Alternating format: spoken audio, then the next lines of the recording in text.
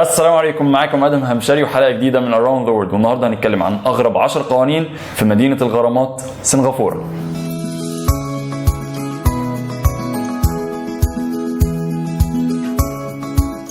طالما اتكلمنا على القوانين الغريبه في سنغافوره فلازم نبتدي ببيع اللبان. لازم تعرف ان بيع اللبان في سنغافوره يعتبر جريمه، وممكن توصل الشخص اللي بيبيعها ل $100,000 غرامه وسنتين سجن. ولكن مسموح باللبان الطبي اللي موصوف لك بروشته من الدكتور. وبعض السياح بيخشوا ساعات بلبان للاستخدام الشخصي وده اوكي، لكن لو انت فكرت تتف اللبانه في الشارع فهتدفع $1,000 غرامه.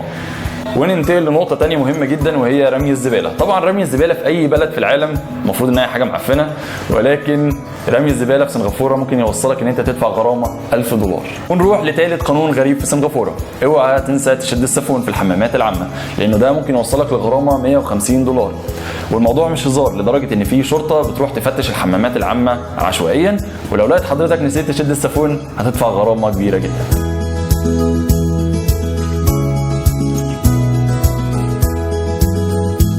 ونروح لقانون غريب تاني، وهو ان انت المفروض ما تعملش بيبي في الاسانسيرات.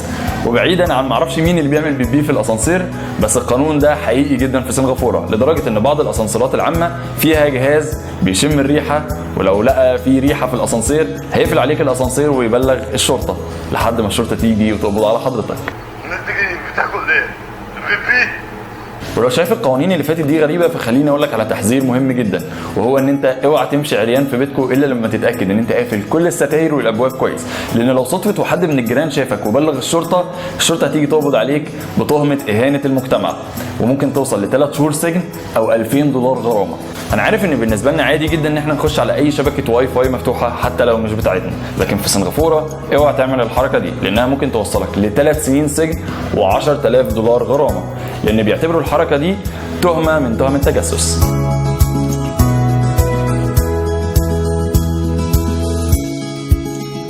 وننتقل لقانون انا الصراحه بحبه جدا، وهي ان السجاير ممنوعه في الشوارع وفي الحدائق العامه وفي محطات الاتوبيس وفي المطاعم، وتقريبا في كل حته في سنغافوره السجاير تعتبر ممنوعه.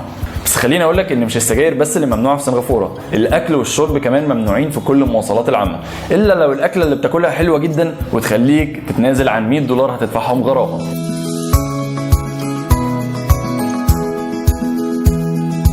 وبمناسبه الاكل، اوعى تفكر ترمي اكل في الشارع وتقول ان انا باكل الطيور. انا عارف ان قلبك الرهيف ده ما يستحملش يشوف الطيور جعانه، بس خليني اقول لك ان في سنغافوره لو عملت الحركه دي هتدفع $500 غرامه. في سنغافوره في اماكن مخصصه تحط فيها الاكل والطيور بتيجي تاكل منه. ونيجي للقانون العاشر والاخير، وهو ان انت لازم تحترم المرور. بس هو مش احترام المرور وانت في العربيه، انا بتكلم عن احترام المرور وانت بتعدي الشارع على رجليك. لازم تتاكد ان الاشاره مفتوحه للمشاة قبل ما تعدي، لان ده ممكن يوصلك لغرامه $1,000. احلى حاجه في سنغافوره ان القانون بيطبق على الكل، سواء مواطن سنغافوري او حتى السياح الاجانب.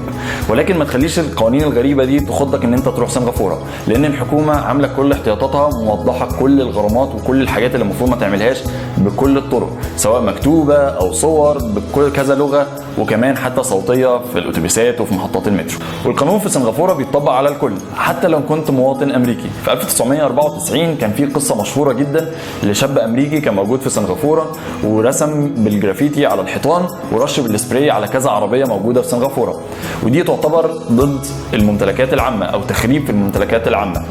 وعقابا ليه اتفرض عليه 6 جلدات، ولكن الرئيس الامريكي وقتها كان بيل كلينتون حاول يتدخل ويمحي العقاب ده من على المواطن الامريكي، ولكنه فشل في انه يقدر يمحي العقاب ده. وكل اللي حصل ان احتراما بس لتدخل الرئيس الامريكي عدد الجلدات قل من 6 جلدات ل3 جلدات. ممكن دلوقتي حد بعد ما يشوف الفيديو ده يقول ايه القوانين الهبله دي، او ليه البلد دي مكبره المواضيع قوي كده، ولكن في الحقيقه القوانين الصارمه اللي بتطبق على الكل هي اللي وصلت سنغافوره من بلد فقيره اهلها بيستنوا ميه المطر عشان يستحموا في الشارع لسنغافوره اللي بقت من احسن دول العالم دلوقتي. ما تنسوش تعملوا لايك وشير للفيديو عشان يوصل لكل الناس، واعملوا اشتراك او سبسكرايب في قناه اليوتيوب عشان تشوفوا الفيديوهات اللي فاتت وتشوفوا الفيديوهات الجايه. ويا ريت تكتبوا لنا في الكومنت ايه اغرب قانون سمعتوا عنه في اي بلد. اشوفكم الحلقه الجايه وسلام. السلام عليكم. انا حاجه ان هم موحدين الغرامه، اي حاجه تتقفش فيها $1,000. بص، هو الفكره انه بيقول لك اللبان دي اخرتها ايه هتفها، بس هيطلع واحد يقول لي انا اكلت لبان في سنغافوره، فاهم؟ انا اكلت لبان في سنغافوره بس كنت داخل بيه يعني. لدرجه ان في شرطه بتخش تفتش الحمامات العامه بقى. ما تضحكش. لما صدقت هعملها كل ما ابص الاقي بيضحك. لدرجه ان بعض الاسانسيرات فيها جهاز بيشم ريحه البيبي. حسيت الموضوع مقزز قوي.